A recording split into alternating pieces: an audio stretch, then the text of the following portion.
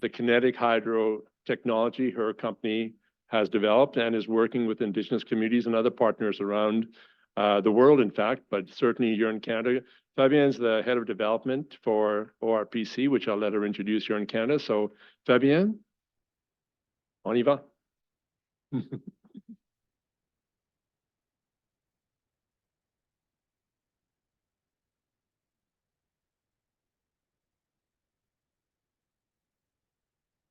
Oh.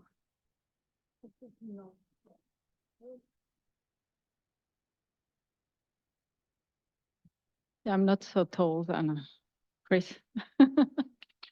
Oops, sorry. It won't go more below. So happy to be here with you today. Thanks, Chris, to put so much pressure on us, as I already said. It was, and thanks for Tommy and Sarah Lisa for the presentation before. So we stay in the hydro world, but going through hydroelectric to hydrokinetic. And so first, I will start by introducing myself. So Fabienne Joly, I'm Director of Development for ORPC, which stands for Ocean Renewable Power Company. We are a hydrokinetic turbine developer. And I'm with ORPC for almost 3 years now. And before that, I worked for the municipality of Lac-Mégantic. So that's why you also see that I will talk about this project just with my perspective, not the whole project, but just my perspective. And I have a background in economic development with more than 15 years experience in France before I moved in Quebec 9 years ago. So that's a bit of who I am. So I will share, I would say, the perspective of an industrial partner, industrial company in collaborative projects today. And experience on community engagement, business development, and collaborative research. So we already start with acknowledgement from Aphrodite this morning. Oh, yeah, it works? Okay, perfect. I just let this slide because we used to do this acknowledgement. And yeah, that's a nice picture. I see your smile, Chris. In fact, yeah, as we already done this acknowledgement, I can just maybe share about on the picture. It was a water ceremony we did when we've deployed our first turbine in Manitoba 2 years ago. So with an elder from the local community and a young Indigenous liaison woman, Tara, we work with. And so you can see myself just smudging. And so what it means for us that really to create this relation, to develop this relation with people who own the land finally, and who work with to develop a solution and to bring a solution in this decarbonization, energy transition issue challenges we are all facing. So that's why we are acknowledging, but I wanted also to share this small story. I will share a bit about ORPC, but just I don't want to dive too much in the technology today. I think it's not exactly the subject, but I think you need, and it's better if you understand who we are, what's the solution, what's the technology, to understand the messages I want to share later. So ORPC, it's, sorry, I just have the mic in front of my notes. So ORPC, it's a US company headquartered in, oh, that's great. So someone, thank you very much. I feel like really like a special guest. Thanks, Daniel. So, as I said, ORPC is it's a US company already founded 20 years ago. Last week we had our 20th anniversary. So important to understand because it's a long journey to get here. Headquartered in Portland, Maine, 45 employees, subsidiary in Canada. I'm part of the Canadian team based in Sherbrooke. Also people in Ireland and in Chile, and part of the US team in Alaska too. So we are developing solution. Hydrokinetic means that we are create power, electricity from the current from water or tides. Also integrated this solution in smart microgrids. We're also part of our vision is also to be part of the economic development, exactly as Tommy and Sarah Lisa shared through this energy project. It's also for communities and for all the stakeholders regaining energy sovereignty and social development, etc. So that's also part of our vision. So just to give you a size of the turbine, that's the turbine on the reef gen. So you see a man working on the turbine. Quickly about the product portfolio of our IPC. So the reef gen you see on the left for you is the one we've already deployed in a few locations. And as you see, we also have other product, stem turbines. So the know-how of our engineers mainly are in the design of the turbine and standing in different frame, different design to address the river environment, but also tides with the tide gen and the Optimor. So if you have question, maybe we can come back later, but I don't want to spend too much time on that right now. So on this map, you can see the turbines, the devices we already have deployed. So we have 2 turbines in Alaska. I will say a bit more about this project, which is our more famous pilot project. We have 1 turbine in Manitoba. We've deployed, as I mentioned, 2 years ago with the CHTTC, the Canadian Hydrokinetic Test Turbine Center. Right now, we are deploying 1 turbine in Chile, in Patagonia, also in a remote community. And we also work with our smaller turbine, the modular region in Millinocket, Maine, just downstream a dam. And also we'll deploy 2 more later this year or next year, depending on how the project goes in the Mississippi River. And you see also the Optimor, which is in test in Europe, and the STS single test turbine, so to address tidal environment in Eastport. So once again, I go very fast. I know that. If you have more question, I can come back. Just my point and what I highlight this different deployment. It's because where we are as a company, ORPC, I mentioned we are 20 years. The company have 20 years this year. And what's important for us now is to get devices in water. That's really what makes us accelerate the learning curve and to be able to improve, to validate technical assumption, technical design. So that's what's important. So one point to also be important to understand, talking about hydrokinetic, and in fact, it's the same for hydroelectricity. And Chris also mentioned that we have the chance to have this big battery, in fact, with water.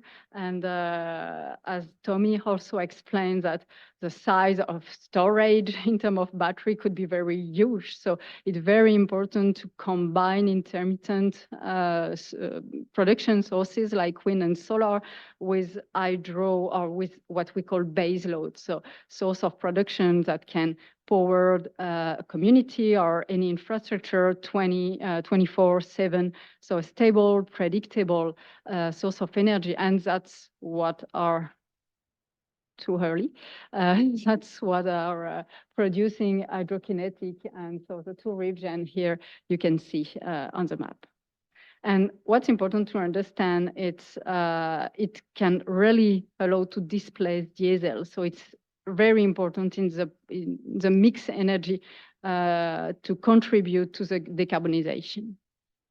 But in this case, and so something that I haven't mentioned is the design of our turbine, who really operate under the ice. And it makes the technology relevant for Northern Canada, for Arctic climate. I'll say more on our project in Igiagig. But also it brings some challenges when we work in remote community. And it's definitely reliability. So, and to improve this reliability, that's where research project, collaborative project makes sense. So a few words about our project in Igiagig. So Igiagig, it's a remote, very remote community in Alaska, 80 people, and it's a story of a long relationship started when the chief of the community, Alexandra Salmon, reached out to ORPC. They already built their strategic plan in energy transition, and they wanted to see, okay, how we can produce energy from water. But that's drinkable water, that's hey, come on. I speak too much, maybe. Slides are going faster than me. So yeah, they are fishing in the river. This is drinkable water for them. So no way to have any impact. And so the team, our engineering team, started to work with the community almost 10 years ago. And it really leads to the design of the turbine as it is today. And so we've deployed a first turbine, a first ReefGen, that's the name of this device, in 2019, so 5 years ago, and a second one last summer. So that's the two turbines you can see on the picture. One still floating before deployment, and the other one underwater, because when it's in operation, it's ready underwater. That's why we use virtual reality to showcase, and when it really put the brain of Chris upside down with this virtual reality last year. So what we've learned from this project, and what we've demonstrated with this project, that's, as I said, we can operate under the ice as we are underwater. And it's already set the record as the longest operating river hydrokinetic device in the Americas. Really a great availability, almost 100%. And also no impact on marine life. And it's also allow navigation above the turbine. So that's for the introduction, in fact, of ORPC, just for you to understand a bit about the context. And right now, that's where it starts to be more in deep in the analysis of collaborative project. Let me just drink a bit of water. So what I want to share with you, in fact, it's how we get there. For 20 years, as I said, it was kind of long journey through development and innovation challenges. And ORPC team, as I mentioned, I joined ORPC just 3 years ago. So it was already a long journey when I joined. So engineers work very hard on the technology, the design, all the technological part. And it's really for a startup or technology, an industrial partner, it's very usually the key to work on the technology. So about efficiency, reliability, also cost reduction.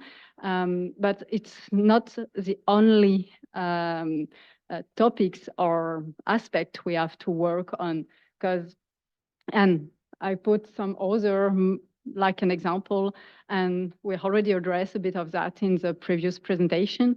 So talking about regulatory community engagement, and my point here is technology is part of the solution, but it's not enough. It's not the only thing that will bring us to decarbonization. And we have to be aware of that, because if we won't address, if we are not address the other topics, project will be very difficult to bring to a success. And I'm really convinced on that. That's also what I've learned from like Megantic, for example. I will share a bit later. So I want to share a few examples on collaborative project our team at ORPC are involved with, just like, example, and to show how we work and what kind of skills and collaboration in brings in our team.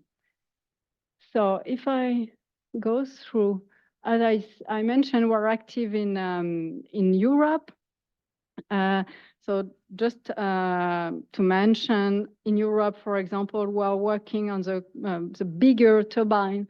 So really involved with academic partners, Queen's University of Belfast, and project funded by the Horizon 2020 program and some other European programs. So in fact, this project, X-Flow project, it's the last stage of multiple years collaboration between different partners, academic, but also composite materials, manufacturers and developers, and to really, for us to optimize the design of the flow. So here we are already talking about a project about optimizing the technology in this case.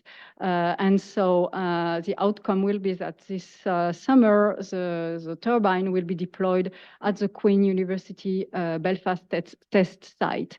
So it's already a big achievement. Very interesting also to see how in Europe, in terms of marine energy, they build this kind of test infrastructure to be able to advance the technology. Another project I want to mention, collaborative project in this case, the partnership we announced last year with Shell. So in this case, a big company, really dedicated in fossil fuel. When we heard Shell, we say, "Hope, I'm not sure," but they're also investing huge amount of money to advance and support renewables, to decarbonize their operations, but also to support largely the energy transition. So in this case, we are benefiting of that, and we're part of the pool of partner in a pilot project to test and demonstrate the scaling of our device into Mississippi in this case, and further into major rivers. So I showed the product pipeline, and you've seen the power of each turbine between 40, 80 kilowatt.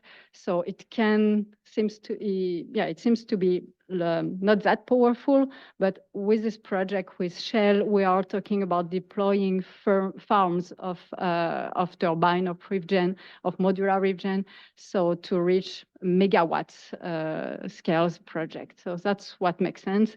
And in this case too, for example, the Louisiana State University is also a partner to add specific skills on site characterization and monitoring. So once again, big company, SMEs, ORPC, also academics together to advance the technology and site characterization. So we also enter in the process development of the project. Still in technology-wise development project, a big project for us starting this year, in fact, the American Tidal Energy Project. So in US, the DOE's Department of Energy, and Chris, you've mentioned the Inflation Reduction Act, there's $1 million on the table and investing in project to really support development of marine energy and largely renewables. So this American Tidal Energy Project is part of the American US strategy in marine energy. And ORPC is leading this project with partners to bring marine energy, in this case, tidal energy, to commercial stage.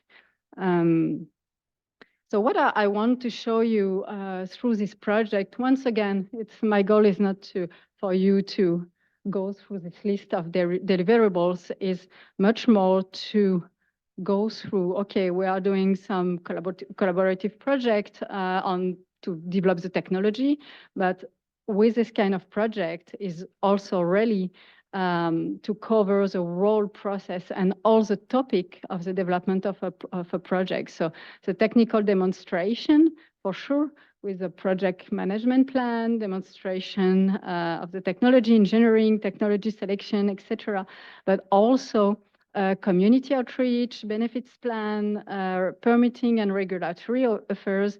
So to achieve these goals, to be able to produce all these deliverables, all the project stakeholders have to be seated around the table, and that's what's important. So when we talk about stakeholders, all the stakeholders are involved in this project. So there's different technologies, not only ORPC technology, but also so private technology developers, but also engineering firms. We are also working with Hatch, academics, so university from Alaska, but also from elsewhere in US, and also economic development corporation representing and connecting with the community. And an example of kind of barriers we are addressing through this project, for example, is definitely ice. I mentioned with the project in Igiagig, we've demonstrated that we can operate under the ice, but the thickness of the ice, how it moved, etc., that's always an issue. So more and more we learn, more and more the technology will be reliable, and so we will be able to produce stable and reliable energy. And all the sediment. So what's basically the impact on the environment? So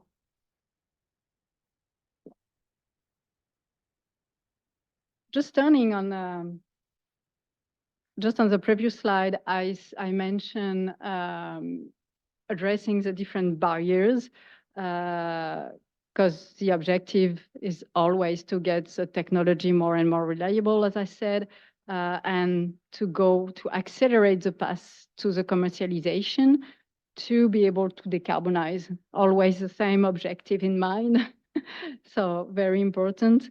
And on the previous slide also, I mentioned collaborative project is a key for technology development, but also for regulatory.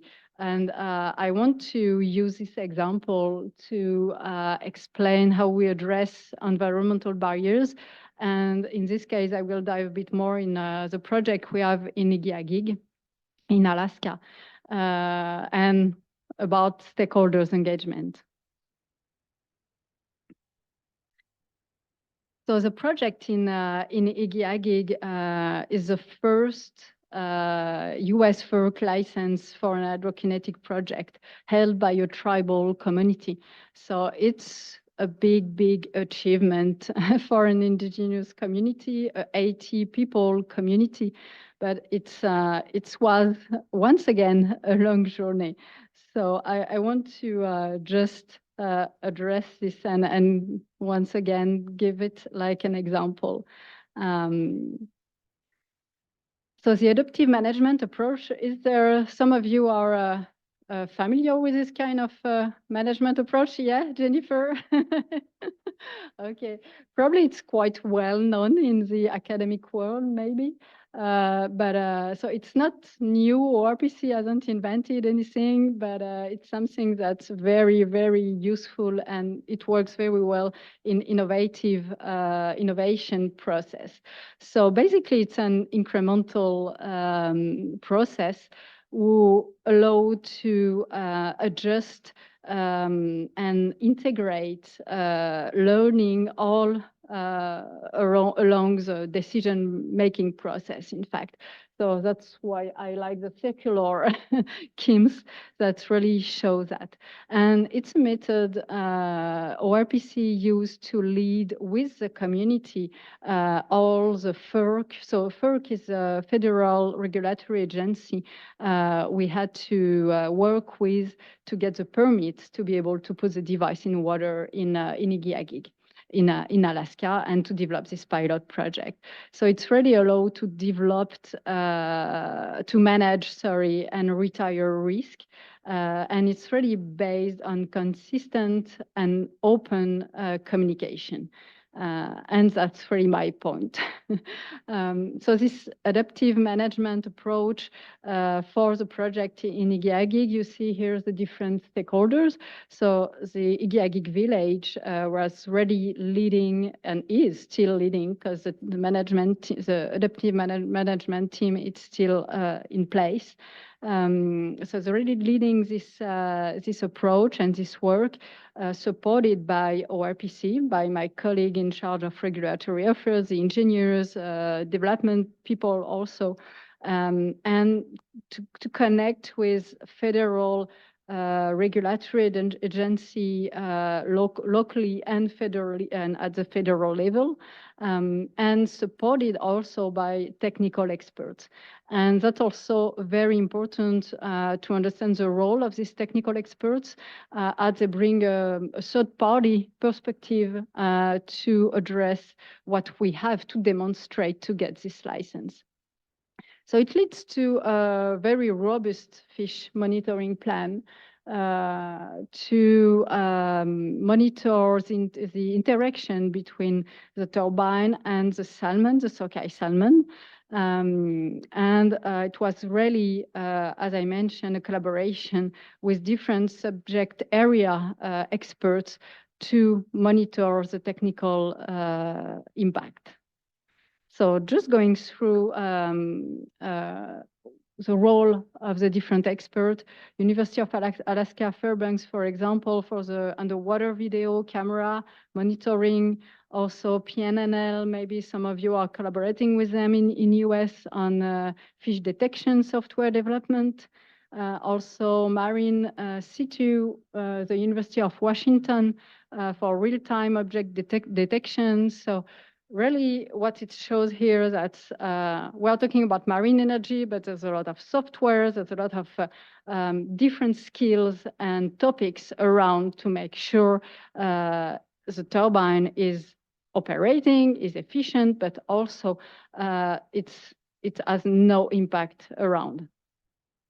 And for sure, the most important and the real fish expert, and I like when one of my colleagues were working very closely with the community, Igiagig, always says that the real fish experts are the community, the village, the fishermen, because they really monitor this resource very closely, as they're also the fish they are eating, so they don't have choice. But it's also linked to what Tommy and what Chris said previously about the local knowledge and all the knowledge we have to put together to bring this kind of project to success.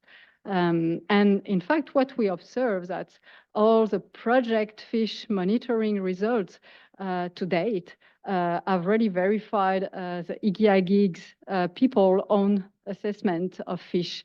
So they already know what we've demonstrated and what we've monitored. In fact, that's very nice to see. So the takeaways about this approach, really demonstrate that there's no effect identified. And working with third parties, so technical experts, working with the community, and the community leading this process, I would say, really was a key to convince and to reinsure the regulatory agency in US. So right now we are also trying to develop this same kind of relation with the Department of Fisheries and Ocean in Canada. That's also a challenge, but that's part of the process. So about this adaptive management approach, it really allows, in this case, to resolve the risk for adult salmon. So it was a big achievement for the project, for the community, to make sure it won't have any impact, but also for RPC to demonstrate that. And so right now, the adaptive management team will still meeting every quarters, if I'm right, to continue to monitor as we deployed a second device. It will need to, the monitoring plan will need to be adapted. So just few outcomes and preliminary conclusion about adaptive management approach. So definitely early and consistent engagement with stakeholders and regulators is necessary. So put everyone around the table. Adaptive management approach or similar are recommended. That's why from this experience in US, we bring it in Canada, trying to develop this kind of relationship with the DFO and with other stakeholders to use this same kind of collaboration. And utilize resource experts to lead data acquisition and processing. So part of you that could be involved, who could be involved in this kind of process. So high-level skills, that's really wonderful to have that around the table. And definitely more deployment needed to continue learning and resolving risk. That's what I say at the beginning of the presentation, that we need to get devices in water. So very, very important. It's not the end. I don't know where I am in terms of time. Is that okay? That's perfect. Any question from now before I turn to community engagement? Okay, perfect. Just take time to drink a bit.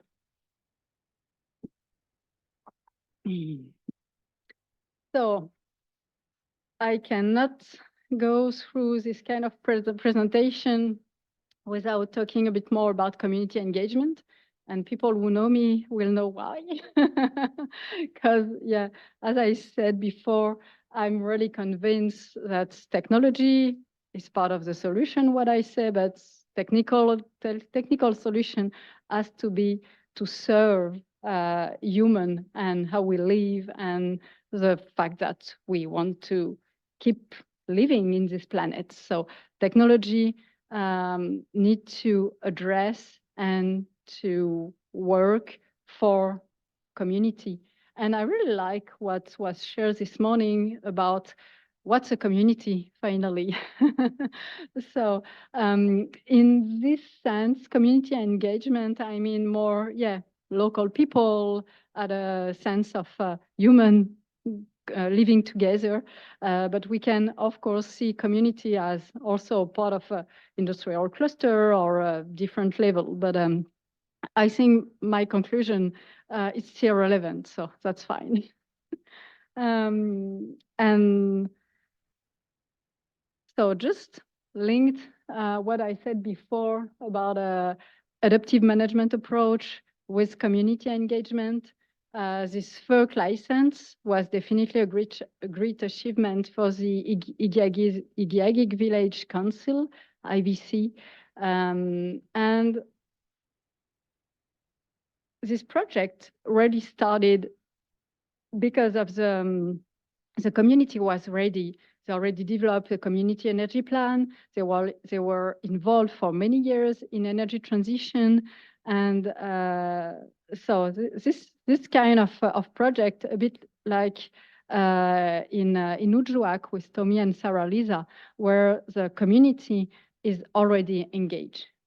And you see where I go probably, but um, what I want to share here, it's I have two experience with the YRPC. We work with this community in Alaska, very engaged, but in my experience with Lac Mégantic, as I mentioned, I work for the municipality on the energy transition strategy, and I've initiated and developed a microgrid project with Hydro-Québec. So with a big team around us, around the municipality, around me, but with a very different context. And what I observe that the community can really be already engaged, or we have to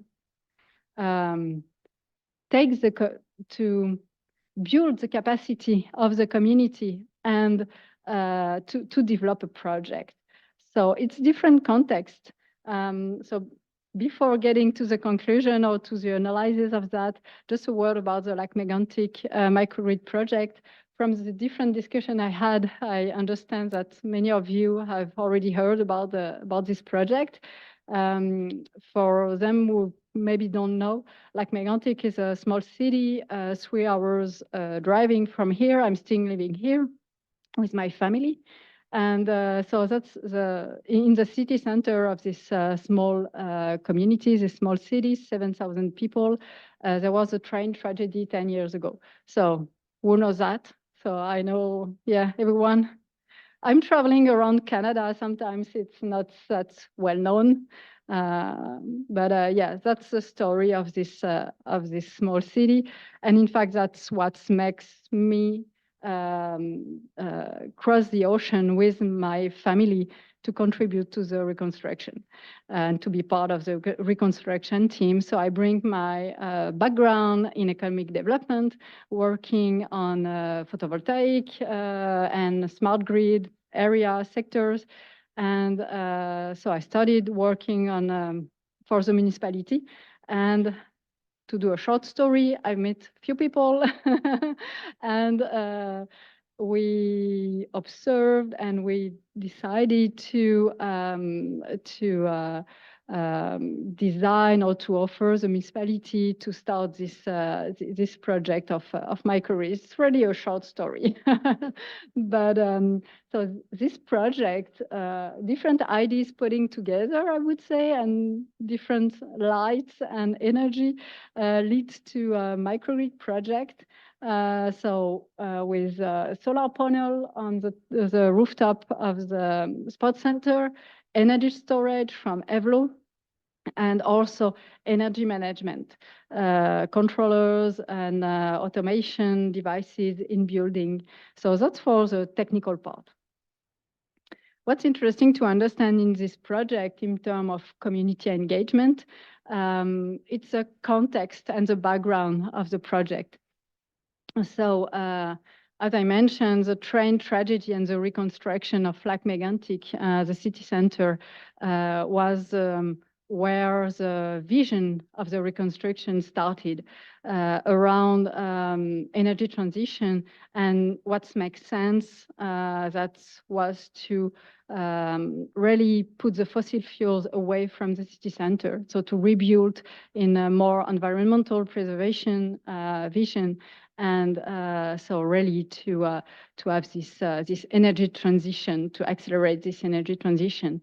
So with the reconstruction team, we've deployed a strategy, we've developed at this time, a strategy around energy transition. It was more economic strategy. And that's what makes us approach like Hydro-Québec. So in fact, the partnership between the city of Lac Mégantic and Hydro-Québec started because of the municipality of Lac Mégantic approach Hydro-Québec. And so ultimately, the idea of this project was really to become a living lab. And that's where the project is going. My point here is this groundbreaking project benefiting an engaged community. What was at this stage, so 8 years ago now, the engagement, the level of engagement of the community, that's what is interesting to understand. Oops, sorry, I didn't want to go there quite soon.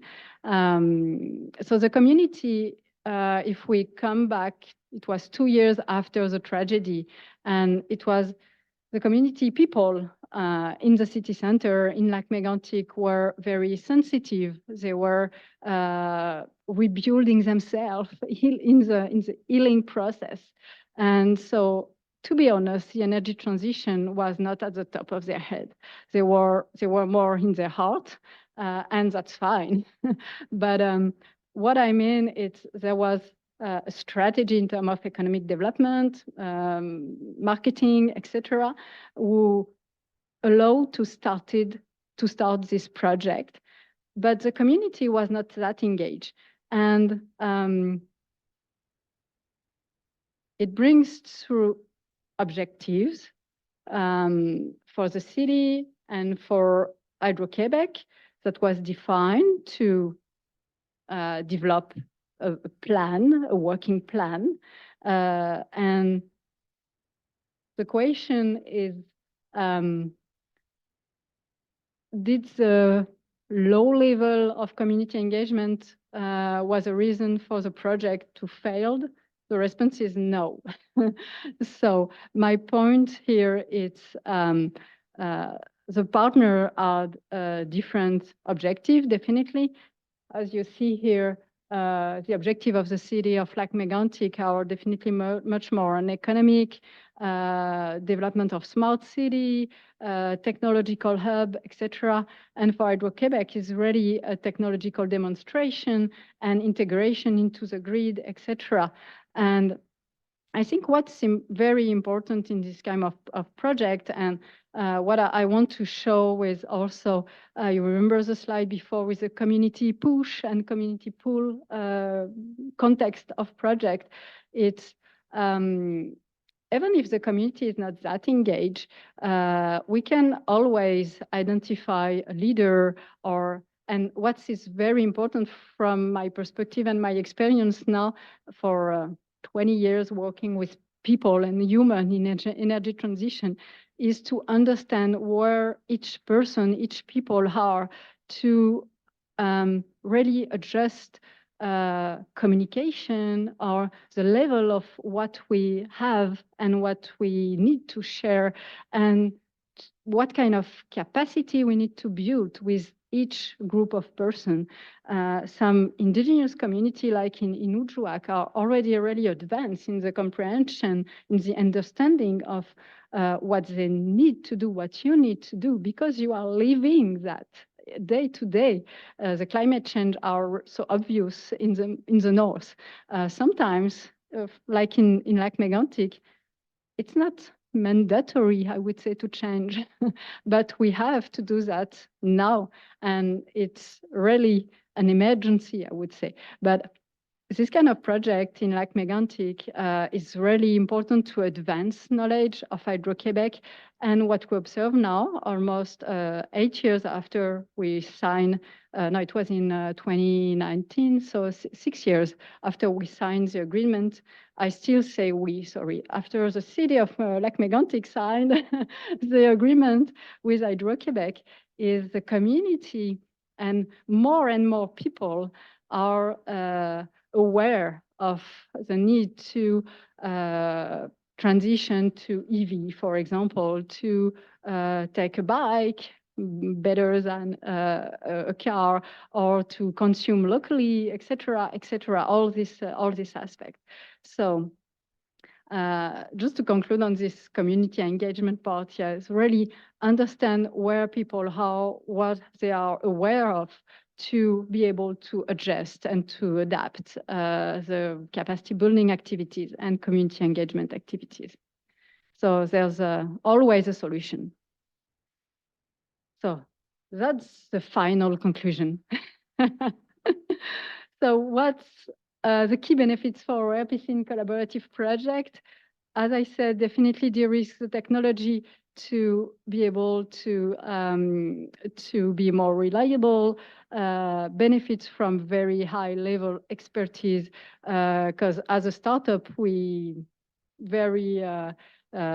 very rare that we can already hire that high level people that you are in labs, like in Volt-Age partners.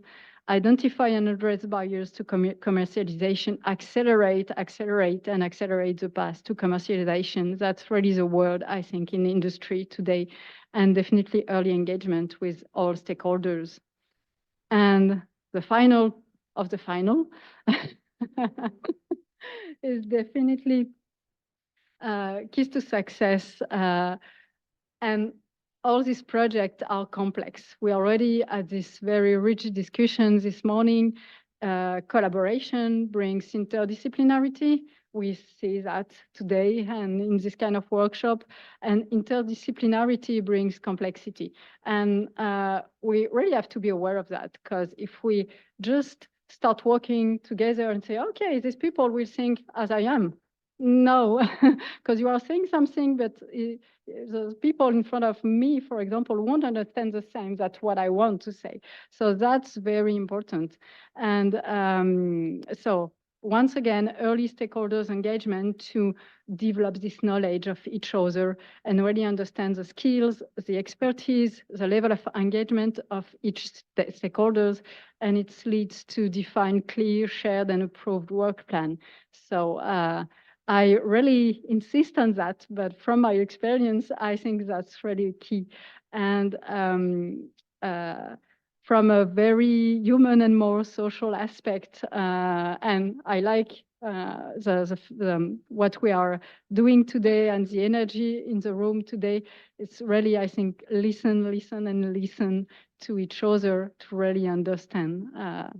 So I stop here with all my respect for you, empathy and humility, and thanks for your attention.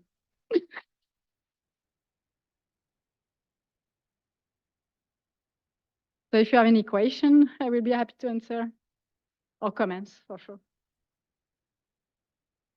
Great. Thank you very much.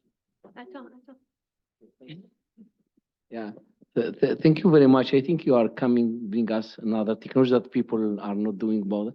Just I'd like to learn about, of course, Volt-Age you want to work with a startup, this startup belong to Megantic City. What's the structure of this startup? So I cannot see. You mean the ORPC? Yes, I cannot see the funders, and I'm looking also There's no connection between Lac Mégantic and ORPC. Just myself living in Lac Mégantic, but no, that's very different. Two different project or things. Or ORPC, it's a US company that was founded in Portland, Maine, 10 years ago, and Lac Mégantic is the project I describe as, and you know. Yeah, of course. Yeah. Okay. So Okay. sorry for the confusion Okay. if there was one. Thank you very much. It was an outstanding presentation. Thank you. Okay. What I'd add, Fabienne, is that, I mean, ORPC is working with Indigenous communities in Canada. Fabienne's talking about the project in Alaska, but there's also projects elsewhere in Canada. Yeah. And so I think it's the partnership side where innovation in Volt-Age can work with companies. So we want to have the issue that the collaboration can work with the companies, with Indigenous communities, and how it ties together. Yeah. Okay. All right. Yeah, hi. Thank you very much, Fabienne. Very good presentation. The question that I have, since you did studies on fish, were there any studies on beluga whales or any kind of species of whales? Because I see a very good application in the Ungava Bay region, Yeah. where they have some of the highest tides in the world. So I would just like to know if there's any studies on whales, actually, because I see a very potential application in the Ungava Bay communities. Thank you. Yeah, there's some, we are starting or already doing some kind of desktop about belugas in Alaska. And I know that's not exactly always the same species. Belugas are, it's a big family. But there's also, yeah, different studies that was already done. I totally agree there's a huge potential in the Ungava Bay. We are already in contact with Joylance and his team from Utakuti, and a few people from Kangirsuk and Kuujjuaq. So I know they are doing right now community engagement, but last year we did a studies with Hatch, with Michel Caro and his team. And so, yeah, hopefully the community will be interested also with this kind of, with this technology, as it can, yeah, be in addition to wind or just to allow to produce renewable energy as the runoff river kind of project you did in Kuujjuaq. But yeah, so totally agree. If you if you want to spread the message also, I will be happy. It will be very supported. Thanks, Tommy. Thanks, Fabienne. A very nice presentation, very informative, especially on the community engagement. Now, with all these multidisciplinary topics we are dealing with, very often, how do you find, is there a way to accelerate the process by transferring lessons learned from one project to another? Good question. I think, as I said, and that's why I conclude by listen, listen, and listen. It seems to be kind of very simple and say, okay, it's obvious, but it can really allow to compress time, to save time in terms of learning from each other as quick as possible. With few meetings, workshop, put all the stakeholders together as soon or as early as we can in a project. And what I can add, and it's also, I push on some discussion from this morning, is to identify if there's a momentum in a project. We're talking about living labs. Sometimes a community or the research in a lab, etc., is not ready yet to be deployed, or the community, the political context, for example, is not it's not the right moment. So as early as we identify this kind of barriers or constraints, and as soon as we can adjust or just put our effort in the right place or with people who are ready to. And yeah, so that would be my recommendation. I agree. Okay, thanks. All right, thank you. I see it's not only waves, it's also rivers. Yeah, definitely, rivers and tides. And my next question is then, for off-grid, how many of them do you need to make a good impact on going green? And for each river, because there's so many different sizes, Yeah. What sizes are the best for small river, big river? Like, how many would you need? Yeah. So we don't need anything. Community needs energy production. But yes, a very, very good question. For the ReefGen, you saw, so the one we've deployed in Igiagig, we need 3 to 5 meters deep depth river. And the velocity, water velocity which is the best, is between 1.5 meters per second to 3 meters per second. So it's already quite a good velocity. There was another part to your question. How many? Yeah, how many? To give you an example, so one WaveGen is between 40 to 80. If I give the example of Igiagig, Alaska, for this 80 people community with a school and an hospital, the 2 ReefGen we've now deployed, it will allow to displace 60 to 90% of the diesel. So it really have a great impact in terms of getting greener.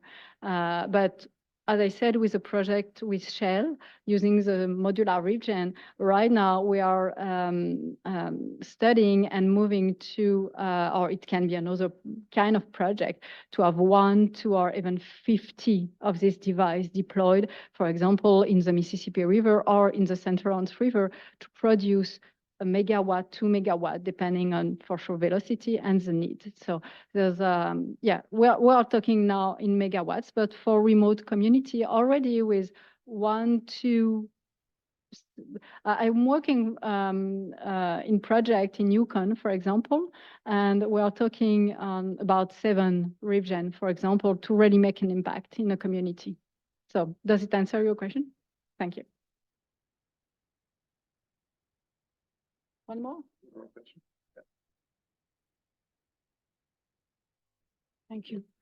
Thank you for your excellent presentation. I have a question like you looking at the locals and from a community perspective. The sense of deep survival is critical for the community. Mm-hmm. When do you see the tip of turning of the resistance? Like the first presentation, it was inclusive goal. The second one is like, in the first presentation, I'm talking about your presentation. Mm-hmm. And then even in your presentation, one is inclusive goals, but the other one is diverse goals, like conflicting someone from the corporate, the research, the community. How do you deal with it in practice with your example? Yeah. So you reference to like Megantic, probably. So yeah, in this case, what I've experienced is we can still move a project forward even if the community is not that engaged. And what we've experienced, what we've worked on is really in a early stage, just communicate. So deploy kind of basic communication, but for people to understand. So be able to deal with maybe first identify if there's any opponent, and if there's always in the community, just deal with, answer question. And that's what Tommy said also, be ready to answer question, because uncertainty is the worst in community, and it definitely raise constraint and opponents. So really build